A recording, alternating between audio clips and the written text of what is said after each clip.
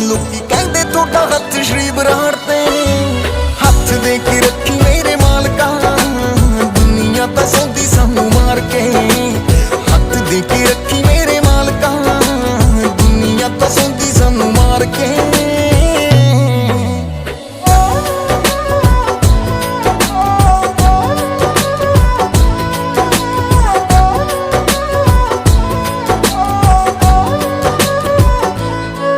ਲੋਕੀ ਕਹਿੰਦੇ ਕੋਲ ਬੈਠ ਕੇ ਲਿਖਾਈ ਐ ਮੈਂ ਤੇਥੋਂ ਤਕਦੀਰ ਮਾਲਕਾ।